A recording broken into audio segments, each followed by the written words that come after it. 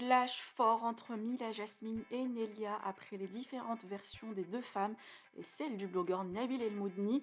La candidate est enfin sortie du silence pour livrer à ses fans son histoire et Nelia promet de révéler de grosses infos.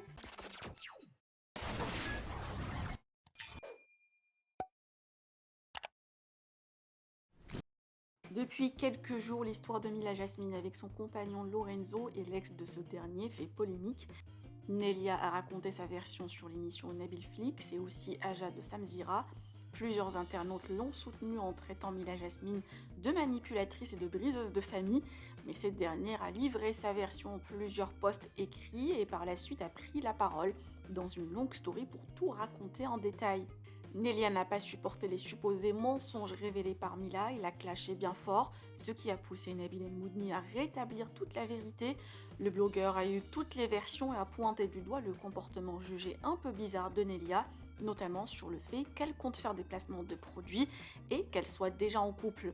Mila, hors d'elle ce matin, a clashé fort sa rivale en la traitant de folle et de cagole, comme vous pouvez le voir. Nelia a aussitôt réagi avec ses différents posts et promet de révéler d'autres infos. L'histoire est loin d'être terminée, je vous laisse avec la version de Mila. Que pensez-vous de cette polémique et qui croyez-vous? Partagez avec moi vos avis en commentaire et n'oubliez pas de liker la vidéo et de vous abonner à la chaîne. Bonjour à tous, j'espère que vous allez bien. Aujourd'hui c'est censé être une journée bon plan où je dois vous partager plein de bons plans et finalement ça se transforme un petit peu en règlement de compte. Mais je pense que c'est important que je prenne la parole, même si je vous ai fait des stories. Je pense qu'il y a pas mal de choses qui doivent être clarifiées. Je sais qu'il y a beaucoup de gens qui étaient pas du tout au courant de cette histoire et qui la découvrent à peine à travers mes réseaux sociaux aujourd'hui. Mais il y en a d'autres qui ont vu pas mal de choses tourner où en fait l'ex de mon compagnon actuel se rend de plateau en plateau chez les blogueurs dont Samzira, dont Nabil pour venir raconter sa version. C'est pour ça que moi je me sens un petit peu obligée d'éclaircir certains points mais surtout rétablir la vérité. Vous savez que j'ai eu pas mal d'histoires ces derniers temps, j'ai perdu mon snap et c'est vrai que j'ai gardé énormément de choses pour moi. Et je sais qu'il y a beaucoup de personnes qui se sont demandé pourquoi et qui se sont peut-être même dit si elles ne s'expriment pas, c'est que ce qu'on dit d'elles c'est vrai. Je ne veux pas du tout à certaines personnes d'avoir pu penser ça, mais c'est vrai que le fait que je ne m'exprime pas, et ben, du coup ça laisse place à beaucoup de doutes et finalement et ben, il y a des gens qui se font leurs propres réponses. C'est vrai que moi j'ai pas l'habitude de passer par des blogueurs pour régler mes comptes ou pour m'exprimer, donc c'est pour ça que je vais le faire. Je vais le faire comme une femme et je pense qu'il est temps que chacun assume ses parts de responsabilité dans cette histoire. Comme vous avez pu le lire, mon histoire, elle a très très mal commencé. Elle a commencé sur des mensonges, sur une histoire similaire que j'ai pu vivre avec Mujdat. Et c'est vrai que je vois beaucoup de commentaires où les gens ils me disent « Mais Mila, t'apprends pas ?» Ben, en fait, non, quand je rencontre quelqu'un qui me dit qu'il est célibataire, je ne fais pas partie du FBI pour vérifier. Dès lors où la personne, elle vit seule, qu'elle est tout le temps avec moi, en fait, je ne vois pas comment je peux savoir qu'il y a une femme planquée sous le lit. Pas à débattre sur le fait qu'il s'y soit très mal pris, qu'il ait mal fait les choses, qu'il lui ait menti à elle, qu'il m'ait menti à moi. Même s'il m'a expliqué certaines choses par la suite, je ne suis pas en train de lui trouver des excuses. Voilà, sur ça, il n'y a rien qui peut justifier sa lâcheté, il a mal fait les choses. En gros, l'histoire, c'est quoi? Je rencontre un homme qui me dit qu'il est célibataire. Moi, je le crois. Plus tard, je découvre que c'est pas vrai. Le jour où je le découvre, je coupe les ponts avec lui, je me range directement du côté de la femme parce que je veux pas vivre ce que j'ai déjà vécu. Je me dis super, mais je date numéro 2. Entre-temps, moi, je le bloque, je veux plus du tout entendre parler de lui, peu importe les sentiments que j'avais, etc. Hors de question de m'engager dans une histoire comme celle-ci. Avec sa femme, à ce moment-là, l'échange se passe super bien. Voilà, elle se rend bien compte que moi, je suis pas du tout au courant même de qui elle est. Chez lui, il n'y a aucune affaire, il n'y a rien qui pouvait me laisser penser qu'il était avec quelqu'un. Pour moi, quand je l'ai rencontré, il était divorcé. En revanche, ce qui est bizarre, c'est qu'elle, elle ne vit pas du tout à Dubaï, mais à partir de là, je ne me pose pas de questions. Je suis tellement choquée de tout ce que j'entends que je cherche même pas à savoir le pourquoi du comment. Elle est bloquée, elle m'a dit des choses, maintenant on se sait, chacun fait sa vie. 4 jours après, elle vient m'écrire en m'insultant, en me menaçant. Toutes les preuves, parce que moi, je parle pas pour rien, et franchement, quand je vous dis que j'étais choquée, j'étais, mais genre, vraiment choquée. Je me dis, attends, donc moi déjà, j'ai rien fait dans l'histoire, c'est-à-dire que je sors avec un mec qui me dit qu'il est célibataire, je vois pas où je suis fautive. Au final, quand j'apprends que c'est pas le cas, tout de suite, je le bloque. Elle, genre, je parle avec elle et tout. Et au final, 4 jours après, elle vient me menacer et m'insulter. Je me dis, mais c'est une blague. L'histoire, elle aurait été complètement différente si, par exemple, je l'avais fréquenté en sachant qu'il était marié. Là, elle aurait été dans son droit de m'insulter, etc. Elle me menace en disant qu'elle va aller voir des blogueurs, qu'elle va ruiner ma réputation. Et moi, je me dis, mais wesh, genre, mais déjà, tu vas aller voir des blogueurs pour leur dire quoi? Que ton mari, il a été infidèle et que moi, je le savais pas. Franchement, vous n'avez pas vu les messages. Mais bref, admettons qu'elle puisse être énervée. Mais elle n'a pas à être énervée contre moi. Une fois, je suis choquée, je vois qu'elle commence à me parler de blogueurs, etc. Je finis par la bloquer. Sauf que moi, qu'est-ce qui me reste à ce moment-là? Quel est le seul lien que j'ai dans toute cette histoire? C'est son mari. Donc, qu'est-ce que je fais? Je le débloque en lui envoyant les captures d'écran de la conversation et en lui disant, par contre, maintenant, il faut arrêter de me mêler à toutes vos histoires. Votre dinguerie, là, il faut me laisser tranquille. Puis, il en profite pour s'excuser, etc. Mais moi, je ne veux plus rien entendre. C'est-à-dire que à ce moment-là, chacun fait sa vie, on ne se parle plus, il ne me parle plus, je ne lui parle plus. De temps en temps, vers 4 h du matin, il m'envoyait genre un message ou deux, j'y répondais pas. Déjà parce qu'il m'avait blessée et surtout parce que monsieur n'était pas célibataire. À ce moment-là, j'ai eu très mal. Je prenais énormément sur moi, mais j'ai eu très mal. Entre-temps, je pars en tournage, ça se passe super mal. Bref, chacun fait sa vie, je sors, j'essaie de l'oublier. Candidat de télé qui savait qu'il était à Marbella, mais c'est pas parce que monsieur était à Marbella que j'allais m'empêcher d'aller à Marbella. Franchement, j'ai l'impression que je suis en train de vous faire une story time à la YouTube, donc j'espère que vous avez du thé parce que c'est loin d'être fini.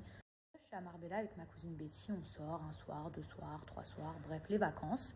Je tiens quand même à clarifier, à préciser qu'il ne m'envoie plus aucun message, je ne lui en envoie aucun. C'est pas en mode « Ah, je suis à Marbella, t'es où ?» Non, mais pas du tout, genre, pas du tout.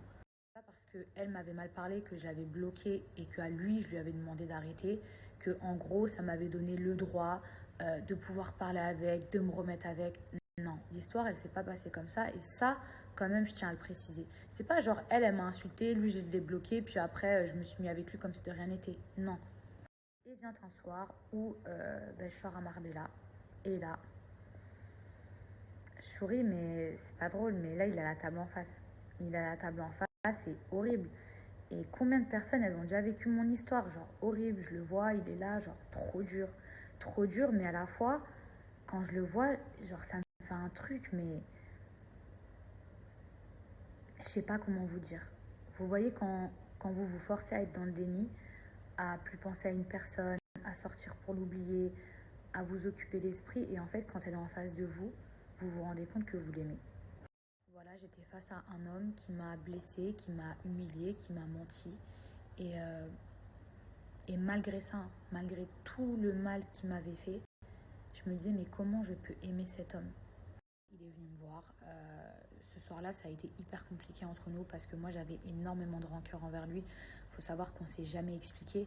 C'est-à-dire que je lui ai jamais dit pourquoi, comment.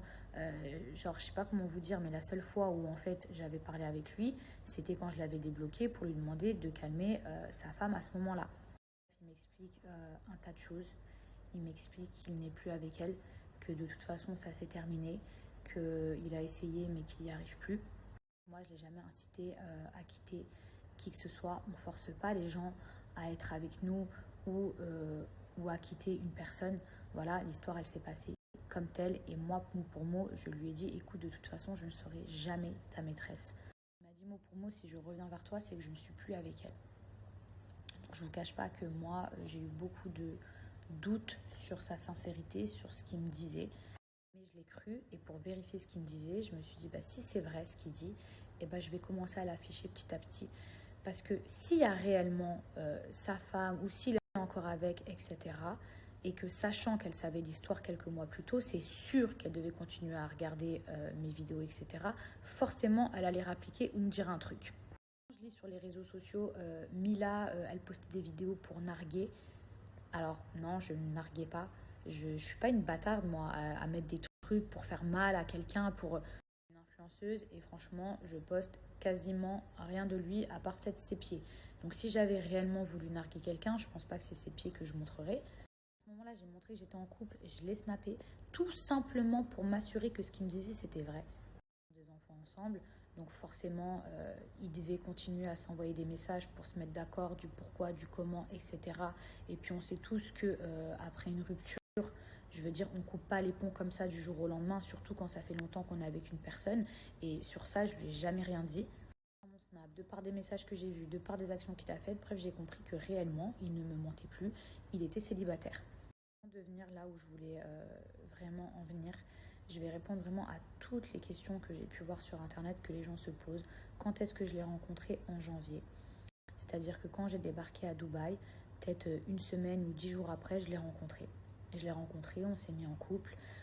D'ailleurs, Ilan savait que je fréquentais quelqu'un, mais je n'ai fréquenté qu'une personne, c'est-à-dire que je le menais un peu en bateau. Je disais oui, je vais au resto, je vais voir ci, je vais voir ça, mais j'ai fréquenté que lui. Je sais qu'il y a beaucoup de personnes qui se disent mais comment, s'ils étaient ensemble depuis janvier, ça veut dire qu'en avril, quand elle était avec Anthony Alcaraz, elle nous a pris pour des cons.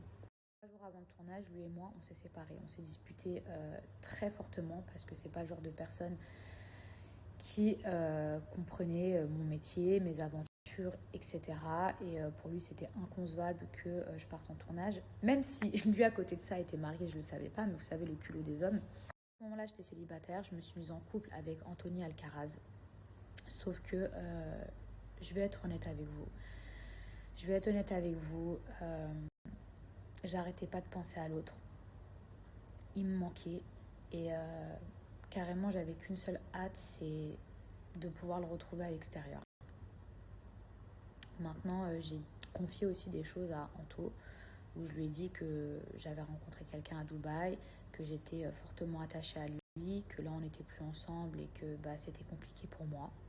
Voilà, c'est des choses que vous ne voyez pas à l'écran, mais c'est des conversations qui ont été dites. Et quand je suis rentrée à Dubaï, j'ai vu Anto et on a eu une discussion et je lui ai dit voilà, on va s'arrêter là parce que je vais me remettre avec la personne avec qui j'étais.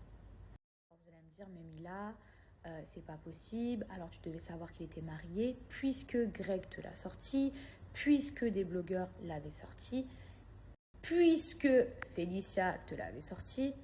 J'ai réellement su qu'il était marié le 28 mai. C'est-à-dire que février, mars, avril, début mai, je ne savais rien.